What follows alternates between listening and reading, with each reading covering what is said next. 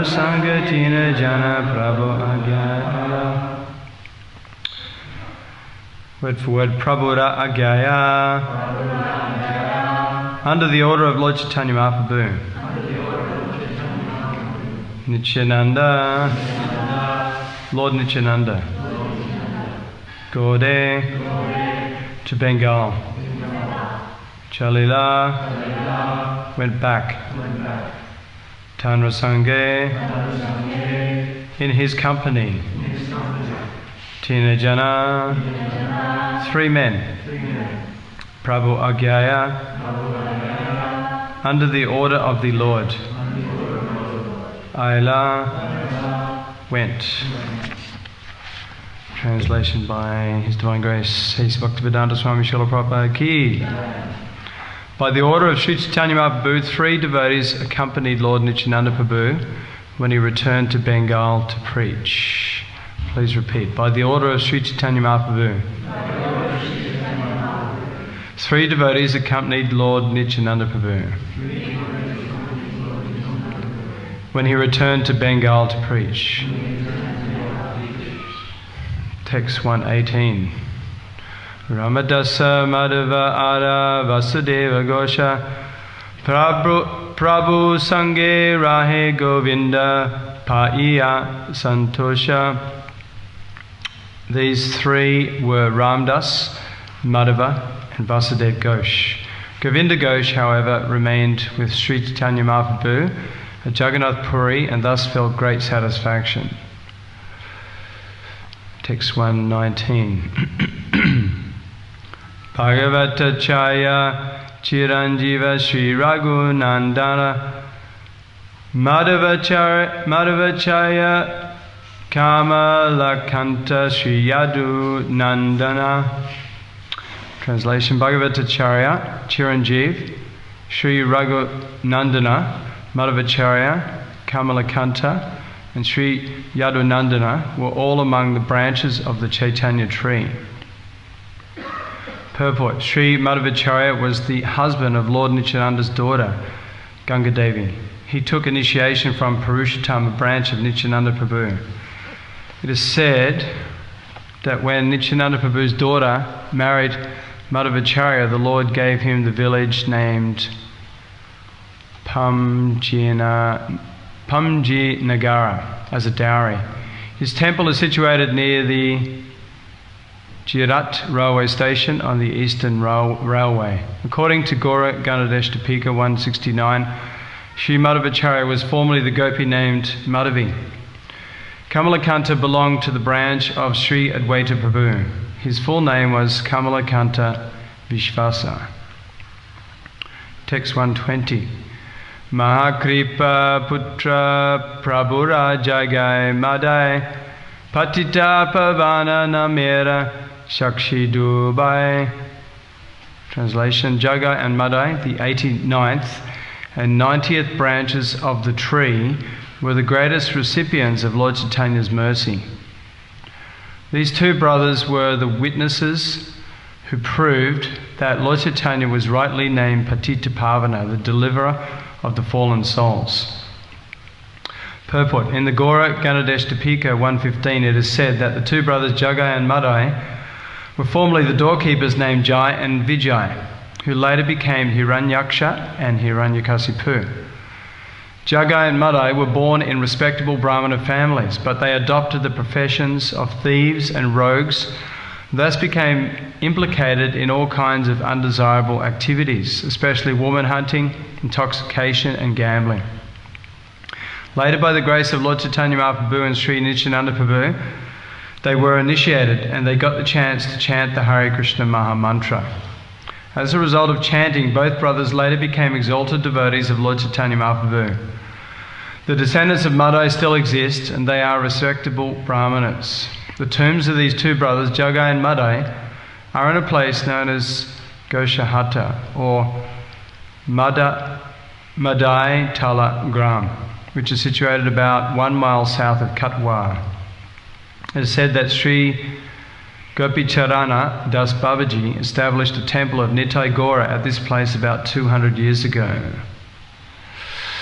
Om Magyana Chundasha Garanjana Salakaya Chakshomalatam Jena Tasmai Shri Gurave Namaha Mukam Karati Vachalam Bhangam Langya Tegarim Yatkipatam Mahamvande Shri Gurum Dhenataranam.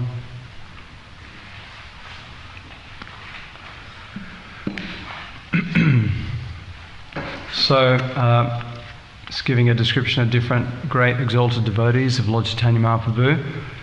So the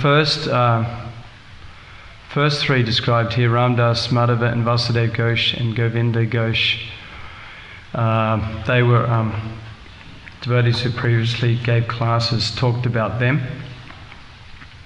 Ramdas was also called Abhiram Thakur. And we heard from Dandakaranya the other day how he would he had this whip, famous whip. What was it called again? Does anyone remember? The Jai Mangal. Glorious, auspicious whip, because whoever he touched that whip to attained pure love for Krishna. So we won't talk about these personalities because they were already talked about in previous classes, and as we have limited time, we'll just concentrate on Jagai and Madai, the last text that we read, 120, which probably gives purport to this verse. So Jagai and Madai were two of the most famous devotees of Lord Caitanya and Lord Nityananda. And why were they so famous? Because they came from such a fallen state to the most elevated state by the mercy of Lord Nityananda and Lord Caitanya. Even though they were born in highly exalted Brahmana families, due to bad association, they became very fallen. They became like the archetype, sinful characters of Kali Yuga, addicted to all sinful activity, meat eating, intoxication, gambling, illicit sex, stealing, murdering.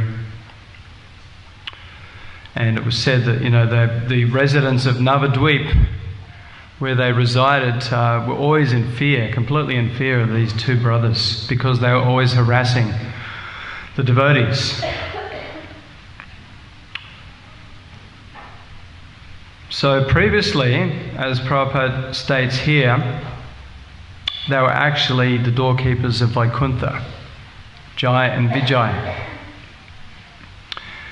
So one time, the story goes, that the four Kumaras wanted to enter the spiritual world, they came to the entrance to the spiritual world, and they met the doorkeepers, Jai and Vijay, but the doorkeepers refused them entry into the spiritual world to see their Lord Krishna. So the four Kumaras, they cursed Jai and Vijay to take birth in the material world. And they gave them the choice that they could take birth 7 times as devotees or 3 times as demons. And so Jai and Vijay, thinking, well, we don't want to remain too long in the material world, it's a horrible place, let's take birth as 3 times as demons, and that way we can wind our business up in the material world and go more quickly back to the spiritual world. So immediately after that curse, they took birth in the material world, and first incarnation, does anyone remember who they were? Hiranyakasipu and Hiranyaksha. And as the story goes, they were very, very, very great demons, very powerful demons, controlling the whole universe practically. Hiranyakasipu, he controlled up to the higher planets. He even kicked out Indra from his heavenly planet, occupied his throne. Only some of the higher demigods like Lord Brahma, Lord Shiva were not controlled by Hiranyakasipu. But when Lord Nrsingadev came and to protect his devotee Prahlad, then easily this huge demon Hiranyakasipu was killed. and because he was killed by Lord Nrsingadev, then he achieved liberation, and his brother also, Hiranyaksha. So the next incarnation was in the pastimes of Lord Ramachandra, and who can name the two great demons who Jaya and Vijaya took birth as in that time? Ravana and anyone else know Ravana's brother? Kumbhakarna. So they were also very powerful demons, but they were killed again by Lord Ramachandra. And then they took birth in Krishna's pastimes as... Can someone else say who they took birth as in Krishna's pastimes? Sorry? Shishupal and Dantavakra, that's right. And Shishupal, he was always very envious of Krishna. He was always Krishna conscious, but in a negative way. All these demons were very Krishna conscious in a sense, because they were always thinking of Krishna, but in the wrong way. As Srila Prabhupada explains, one should not think unfavourably about Krishna. One should always think favourably about Krishna, how wonderful Krishna is, how wonderful his pastimes are, how merciful he is in his different incarnations. But these demons were thinking how to kill Krishna 24 hours a day. And Shishupal, he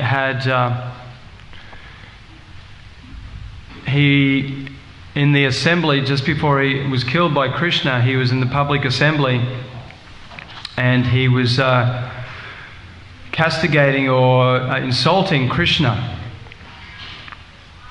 And he committed like 100 offences to Krishna. And there was some benediction that unless he committed more than 100 offences, then Krishna wouldn't kill him. So Krishna was refraining from all the other devotees there in the assembly, were thinking, why is Krishna not doing anything to kill this demon? Shishupal, he's so insulting to our Lord. Krishna wasn't doing anything, but after 100 offences committed by Shishupal, then Krishna, he called upon his Sudarshan chakra, and he chopped off the demon of Shishupal, chopped off his head. So in this way, all these different demons in the different births, they were liberated by the Lord, and finally they took birth as in Lord Chaitanya's pastimes as Jagai and Madai. And so they became very fallen. And so Lord Caitanya, he asked Lord Nityananda and Haridas Thakur to go door to door and preach the glories of the holy name. So they were going everywhere on Navadvip, and they were sometimes meeting with very pious people who would accept them in and give them alms and glorify their preaching activities. And sometimes they would meet with very sinful people who would shut the door in their face and blaspheme them. And then one day they came across this huge crowd, and there was like so much noise, uproarious noise from the crowd, and they pushed their way through the crowd, and in the middle of the crowd was Jagai and Madai, and they were completely drunk, completely intoxicated, and they were beating each other up. Sometimes they were embracing each other, sometimes they were beating each other up, constantly like that. And Lord Nityananda was thinking, how can I deliver these two brothers? Being the all-knowing Supreme Personality of Godhead himself, he understood who they were, that they were originally Jai and Vijay. And lamenting for their fallen condition, he went up to them and implored them that they should chant the holy name of Krishna, the Hare Krishna Mahamantra, and thus be liberated from all misfortune. And the two brothers became very angry, and immediately they chased Lord Nityananda and Haridas Thakur, who had to run for their lives. And they were very, very angry at Lord Nityananda and Haridas Thakur. But in their drunken state, they could not catch the two preachers.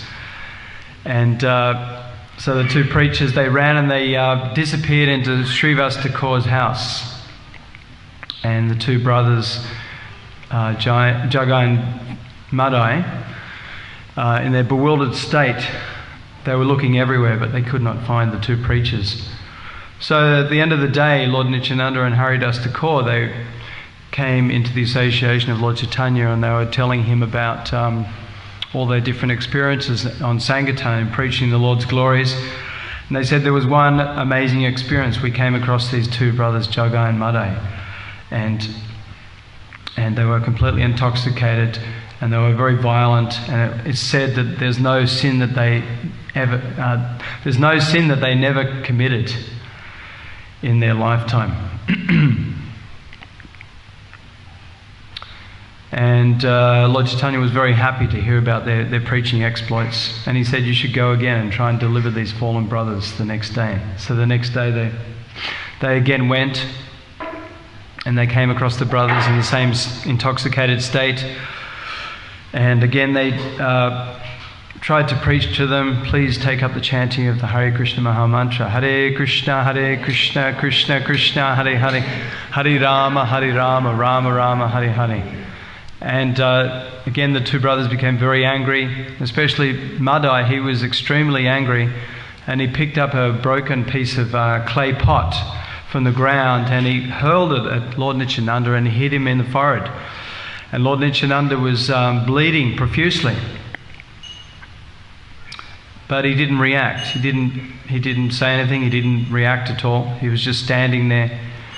And Jagai, who realized they'd committed a great offense upon the Lord, he implored Madai to not do this again. But Madai was wanting to pick up more broken pieces of clay pot and hit Lord Nityananda again. But Jagai, he pulled him away and stopped him from doing this great sin again. And then Lord Chaitanya Mahaprabhu soon heard about this great offence against his brother Nityananda Prabhu, and he immediately appeared on the spot. And he was so angry at the brothers that he wanted to chop off their heads with the Sudarshan Chakra. But Lord Nityananda, who is known to be more merciful, Lord Chaitanya is called Patita Pavana. He's the saviour of the most fallen, but Lord Nityananda is known to be even more merciful than Lord Chaitanya. So he implored Lord Chaitanya, you cannot kill these two brothers, because if you kill them, you'll have to kill everyone in Kali Yuga, because practically everyone is engaged in these sinful activities. Srila Prabhupada said that even 500 years ago there was only a few Jagai and Madais, but now there's many. The Jagai and Madais have increased as Kali Yuga goes on. And Srila Prabhupada said by spreading Krishna consciousness we're saving thousands and millions of Jagais and Madais. Wholesale saving the Jagais and Madais. So as Lord Nityananda was pleading with Lord Chaitanya to spare these two sinful brothers, Jagai, he paid obeisances and grasped Lord Nityananda's lotus feet and begged for forgiveness. So Lord Chaitanya, seeing the humility of Jagai, he said, you have been spared, and now you will achieve the causeless mercy of Lord Nityananda, and you will achieve love for Krishna. And Madai, he also pleaded for forgiveness, but Lord Chaitanya said, no, you've committed a great offence against Lord Nityananda. I cannot spare you. I cannot forgive you. But then Madai, he also paid obeisances to Lord Nityananda, grasping his lotus feet. And then Lord Chaitanya became very pleased, and he forgave Madai as well. And then these two brothers, they became completely purified, and they achieved ecstatic love for Krishna. They became great preachers of Lord Nityananda and Lord Chaitanya. And Madai especially, he was very much very much remorseful for his sinful activity, especially his great sinful activity of offending Lord Nityananda in such a way, this physical offence. It said that physical offence to a Vaishnava is the most grievous offence. Like a verbal, a mental offence is bad, and a verbal offence, saying offensive words, is even worse. But a physical offence is the greatest offence. So he committed the greatest offence, and he was very remorseful, and he was saying, "What can I do, my Lord, to be relieved of these great offences I've committed?" And Lord Nityananda and Lord Caitanya said, "No, you've already been freed from all these offences." And they said that now you can build a gut, like a bathing place in Navadvip on the Ganges, so that all the Vaishnavas can come and take their bath in the Ganges river. And said there the brothers remained for the rest of their lives, glorifying the holy names of Krishna, glorifying the Lord's wonderful activities, and taking on a very humble position and trying to serve the Vaishnavas who came there in any which way they could. And at the end of their lives, they went back to their original position of Jai and Vijay in the spiritual world, the doorkeepers of the spiritual world. So this is a very wonderful story, very famous story, and we're all like descendants of Jagai and Madai in Kali Yuga. Practically, before coming to Krishna consciousness, we were, fully absorbed in sinful life, meat eating, intoxication, gambling, illicit sex, not having any understanding that these activities are very detrimental for our spiritual advancement, not understanding that there was severe reactions, karmic reactions in this life and future lives for these sinful activities. Srila Prabhupada said the whole world in Kali Yuga is absorbed in these activities, and their future is very, very dark. But the Krishna consciousness movement, the process of Krishna consciousness, is giving people great hope, great hope for achieving the perfection of life. Krishna Prema Purmata Mahan. Ordinarily, most people are engaged in materialistic goals. Even though they may perform religious activities, they want economic development. They want to achieve economic development by performing religious activities. And what's their goal for economic development? They want sense gratification. When they're frustrated with sense gratification, they want to become one with God. So these are selfish desires, but the ultimate goal and the fifth goal of life is Prema Purmata Mahan, pure love for Krishna. So this Krishna consciousness movement is giving anyone and everyone, no matter what background they come from, even though they've had no previous training in Krishna consciousness, no understanding, they may be the most sinful personalities in this world, but still they're qualified for this Krishna conscious process to achieve this most exalted position of being reinstated in our eternal occupational position as a loving servant of Krishna. And all devotees can testify to the wonderful mercy of Lord Krishna, Lord Caitanya, Lord Nityananda, and the Parampara, Srila Prabhupada, and how they came to Krishna consciousness.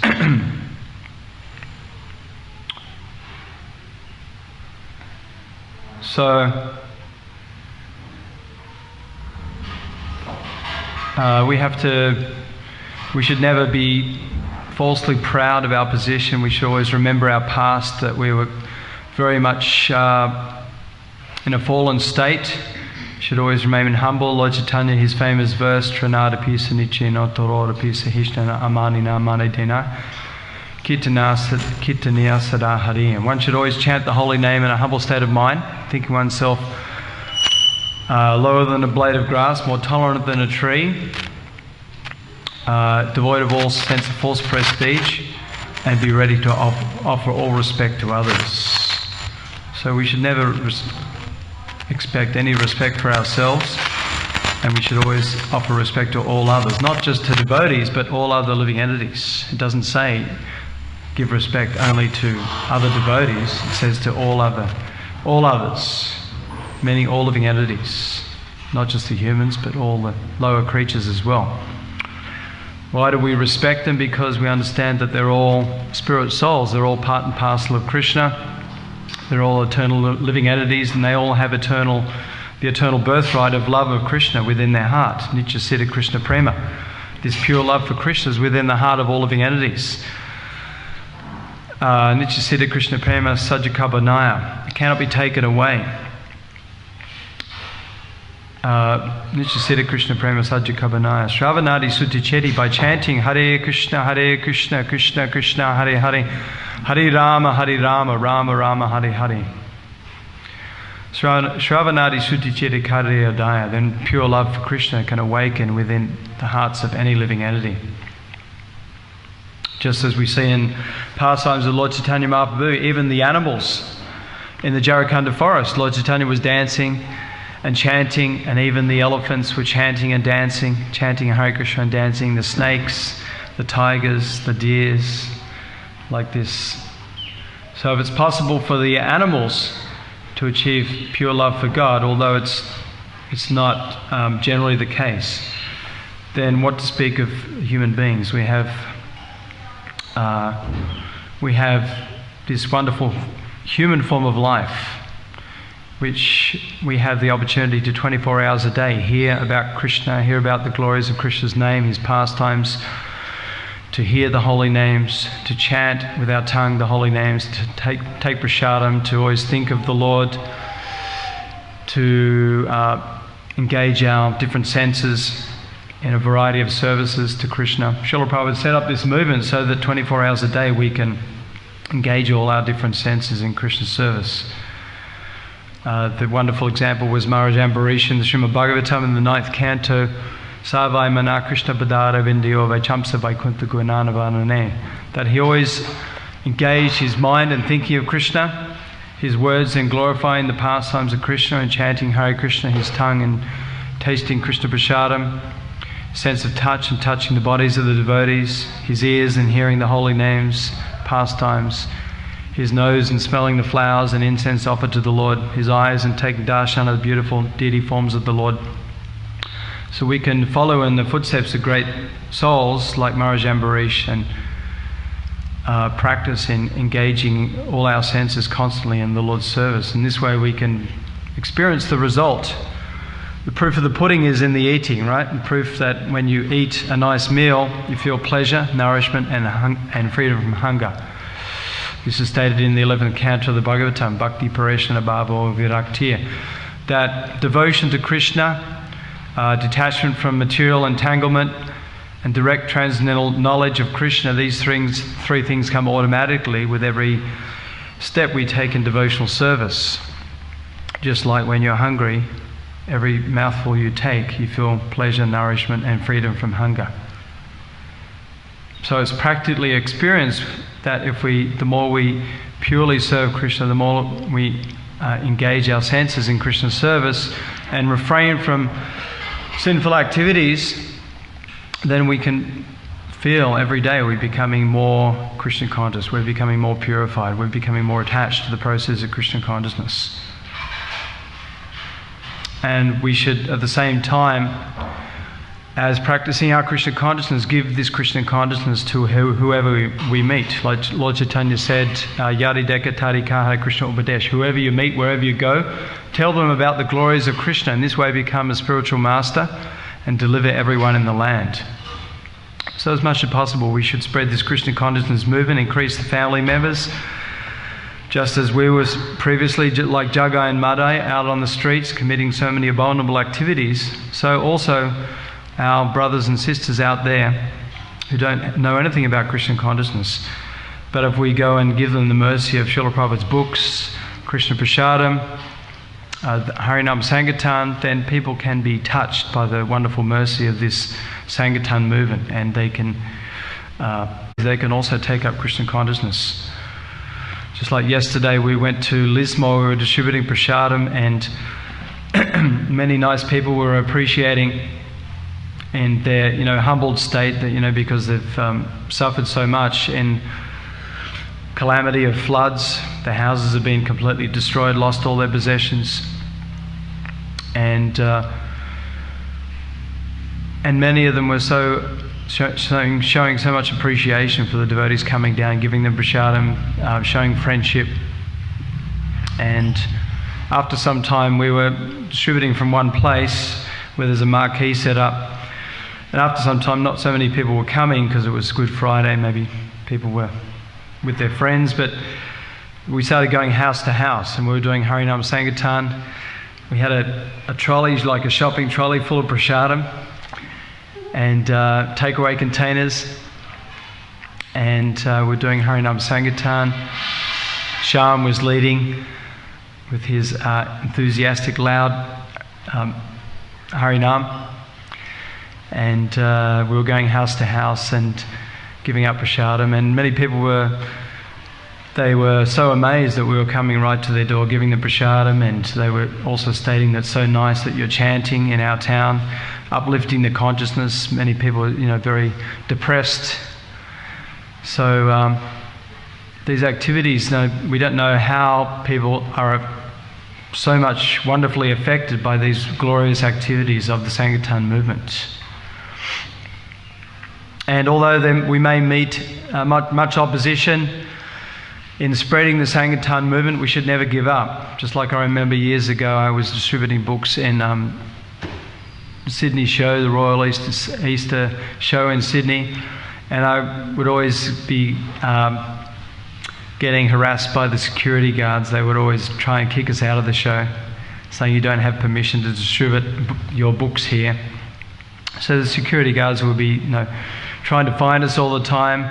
Some days the show was so packed with people, we'd go inside the pavilions, like the show bag pavilion was a favourite place. All the people buying their show bags, and we'd have boxes of books stashed in the corner somewhere. And sometimes we'd see, it was like wall-to-wall people.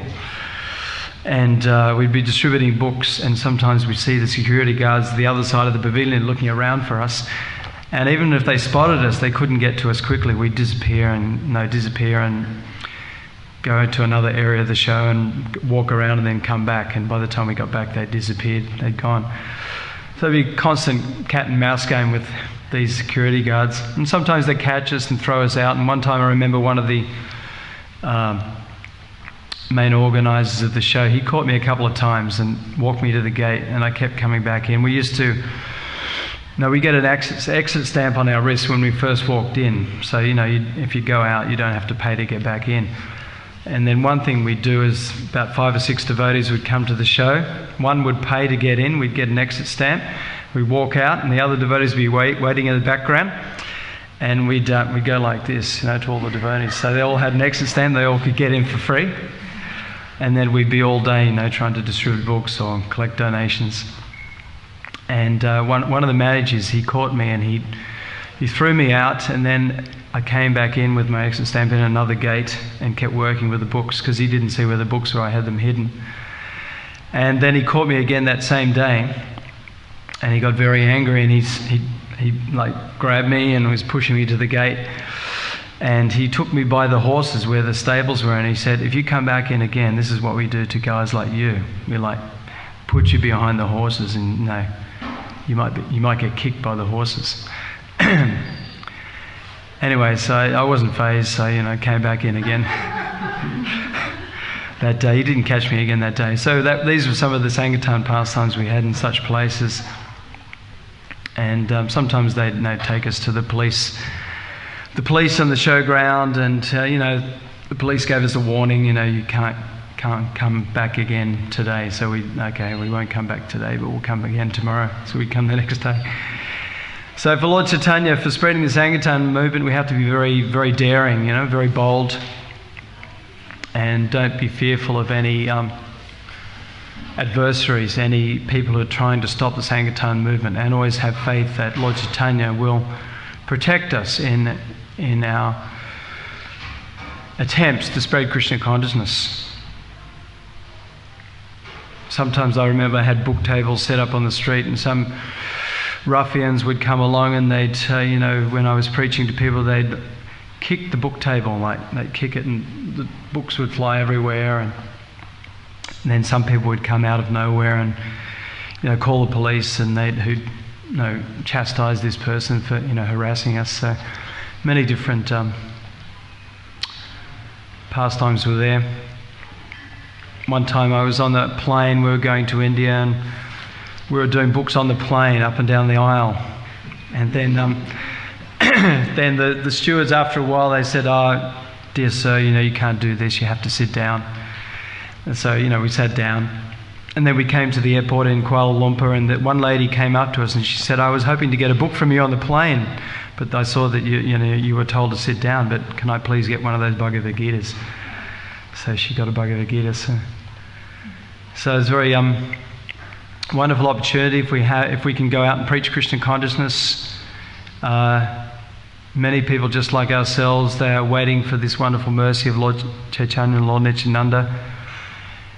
And we should go out with a humble heart. Never think, never be proud and think, I'm such a great devotee. And, I've been a devotee for a few years, or 10 or 20 or 50 years. We should always remember that for many lifetimes I've been fallen in this material world. And it's only a short time that I've been practicing Krishna consciousness, so we should always remain very humble. And even we may have some position in Krishna consciousness as a head pujari, a temple president, a GBC, a sannyasi, should never be proud, because pride comes before the fall, right? So just like Prabhupada was telling he was talking to one of the leaders in the early days of the movement in Los Angeles, he was temple president, and Srila Prabhupada was trying to humble him, and he said that there's the spiritual world, and the material world is like just a cloud in the sky of the spiritual world, very small compared to the whole spiritual sky. But in the material world there's millions of universes, and we're in one universe, and this is a small universe. Lord Brahma only has 4 heads. In other universes he has 10 heads or 100 heads or 1,000 heads. So this is a small universe, but still it seems very vast. And in this one universe there's millions of planets, Srila Prabhupada said.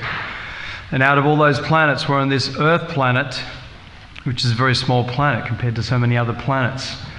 And in this planet there's many different countries, and out of hundreds of countries there's one country, America, and we're in this one city, Los Angeles, out of hundreds of cities.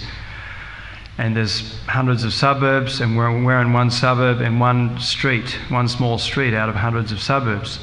And there's hundreds of houses here in this street, and there's one leader here, he's thinking he's very important. So this we always have to remember like this, that we're not very important in the greater scheme of things, but still we can play an important role in the greater movement of Krishna consciousness. If we all act together, we can have great potency. Just like Prabhupada said, one little screw in the microphone is not very important, but if it falls out, the whole microphone won't work. But if you just put the screw back in, then it works very nicely. So Prabhupada said, no family that prays together stays together. So we can have great strength by coming every day, attending these morning, evening programs together, practicing sadhana bhakti together, engaging in so many services together, preaching together, going out, Harinam Sankirtan together, book distribution like this. And in this way, we can become a useful instrument in the hands of our spiritual master and Lord Caitanya, Lord Nityananda Prabhu, and somehow or other bring others to Krishna consciousness, inspire others to take up Krishna consciousness, inspire other devotees. So we should always be trying to inspire each other by our example, by our preaching, by our service. No, we get so much inspiration by seeing so many wonderful devotees and their wonderful qualities they're exhibiting, their wonderful dedication, their enthusiasm, their wonderful services they're performing, their wonderful preaching activities they're doing. They're wonderful classes they give on Krishna consciousness, like so many wonderful devotees giving classes here every day. It's very important to come and hear this philosophy every day. Like the whole morning program is very important. If you have the opportunity, come every day, attend the whole program. The most important parts of the program is chanting a japa and hearing the class. We constantly have to chant our rounds, 16 rounds at least every day. We take this vow of initiation, 16 rounds at least, and following the 4 regulative principles: no meat eating, no intoxication, no gambling, no illicit sex, and hearing this philosophy every day so we can become fixed up constantly. If we don't hear this philosophy by hearing the classes or doing our personal reading, we'll become weak in our understanding, because we, especially in Kali Yuga, we're very forgetful. So, like I was saying, so many wonderful classes by many different devotees here. If you don't get to attend the classes, you can hear them online on YouTube. That's what I do personally. I don't get to come to every class, but I try and catch up to all the classes I've missed out. Sometimes I listen to them a week later. And so many devotees speaking with so many realizations and speaking the philosophy very nicely. So as much as possible, come to these wonderful programs in the temple, and this way you'll become more and more inspired to actively practice Krishna consciousness in your life. And we should always think that there's no happiness in the material world. There's no happiness by going out, giving up Krishna consciousness and trying to take up what we've already rejected. You know, thinking, oh, let me go again and try enjoying in the nightclubs or the pubs or the movies, or going to, try some form of intoxication or gambling or illicit sex, these different activities. We should always realize that I was never happy engaging in these activities before, so I should never fall back to these activities. And the material energy is very powerful. Krishna says the divine energy of mind, consisting of the 3 modes of material nature, is difficult to overcome, but those who have how does it go? This divine energy of mine is very difficult to overcome. But what's the rest of that verse? How does it go? Those who have surrendered unto me can easily cross beyond it. Yeah. So if we surrender to Krishna, then nothing will affect us. No temptations of the material world. If we don't surrender to Krishna, then Maya, the material energy, is very, very powerful. We can be very easily swept away. Just like you may be a great swimmer, Olympic swimmer, but even what Olympic swimmer can swim across the Atlantic Ocean unless they're picked up by a suitable boat, the boat of Krishna consciousness, right? The human form of life is like the suitable boat. And the spiritual master, he's like the suitable captain to steer the boat to the destination, back home, back to Godhead, to the state of pure love for Krishna. And hearing the Bhagavad Gita and the Srimad Bhagavatam, Caitanya and Caritamrita, are like the favourable winds. So if we take advantage of all these things, then we're on that suitable boat. But unless we're taking advantage of these things, we're like swimming in the ocean without this suitable boat.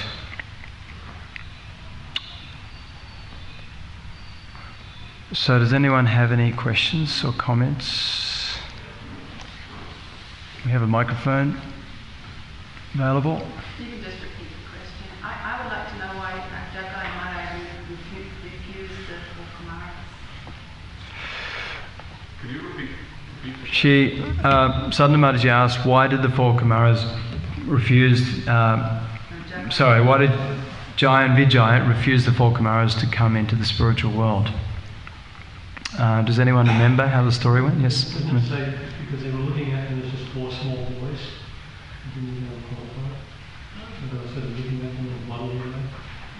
Yeah, I remember hearing that. Does anyone else have any understanding? Because you have looked at us like that, therefore we curse you. You have to read it's in the 3rd canto, read the full pastime.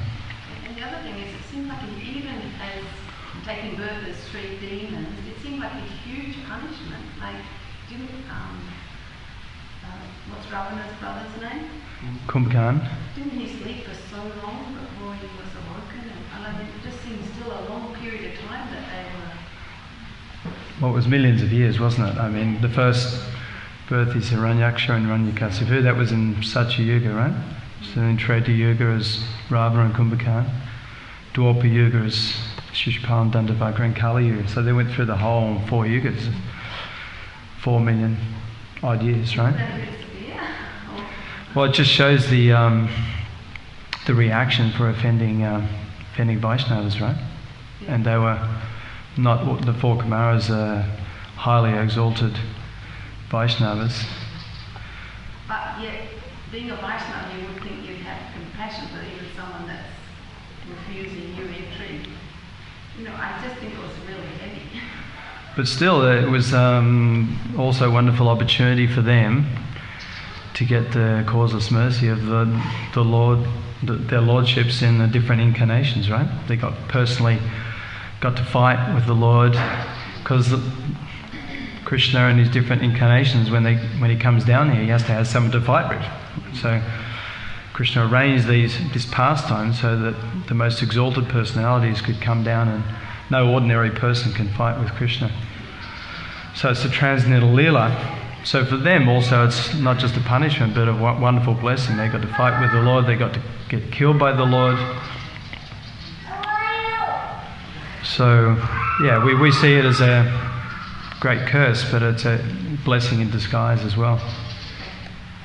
Anyone else have any realizations on this point? I'm thinking like, it seems like it's a curse on what Sadhana is saying on one side. On the other side, as you point out, it's just part of Krishna's pastime. That they become engaged in it. So they're benedicted to be placed into that pastime. The Bhagavatam is, like you said, not some ordinary person can have a fight with Krishna. Yeah, well, Krishna had to make the arrangement that the pastimes with the Kumaras and Jai and Vijay would happen, and that the Kumaras would curse Jai and Vijay. Otherwise, if they weren't cursed, how are they going to come down? Who's going to come down? So it's a transcendental lila, and who understands the mind of the Lord and how he works. So, but especially in their last incarnation, Jai and Vijay, as Jagai and Madai, they became the greatest devotees, the greatest preachers. And it was said also that they chanted 200,000 names of the Lord every day. They would serve the devotees in whatever way they could. They would preach the glories of the Lord, preach Krishna consciousness. So in the other incarnations where they got killed by the different incarnations of Krishna, they got liberation, but they didn't become like great preachers. Whereas in Kali Yuga, they weren't killed outright. Only their demoniac spirit was killed, because Lord Caitanya and Lord Nityananda, they don't kill the sinful residents of Kali Yuga physically. They only kill their demoniac spirit. So in this way, they became great preachers. And this is in the spiritual world. The residents in the spiritual world don't have this opportunity of preaching to the fallen souls. So it's one special benediction the preachers have in the material world, and especially in Kali Yuga, that we can preach to so many conditioned souls. That's a special, very special benediction. As Lord Krishna says in the Bhagavad Gita, those who preach my message are very, very dear to me, and they will achieve pure love for me, and then at the end of their life they will come back to me. So the preachers are considered very highly exalted personalities. So this was a blessing for them too. Any other questions or comments? Any new people coming for the first time, anything you want to ask, maybe not necessarily related to the class, something you don't understand, anything you're inquisitive about? Yeah, I'll ask something. So dictators like Hitler or, you know, in the world that we know, would you consider them demons? Like they've come back? Like anyone who's performed atrocities, would they be considered demons? Yeah, they are demons, but even Srila Prabhupada said, even though they committed so much great atrocity, they're very small compared to these big demons we hear of in the scriptures here. Some of these big demons, as I said before, they got to the point where they were practically controlling the whole universe. They were controlling many, many planets, and they even kicked out Indra from his planet of heaven. So, but yeah, these demons, like you were describing, they're very... Somehow they achieve great power, but they use it in the wrong way. And yeah, I remember hearing Prabhupada said like Stalin was the greatest demon in modern history. But somehow even these great demons, sometimes they, in the form of politicians or dictators, sometimes they also receive the wonderful mercy of the Lord. So they're always there. These demons are always there in whatever age. And there's many stories of devotees in this modern Hare Krishna movement of preaching to such powerful leaders in different countries and turning their hearts, and different stories of these demons, big demons, taking up Krishna consciousness. And sometimes in their powerful position, they're able to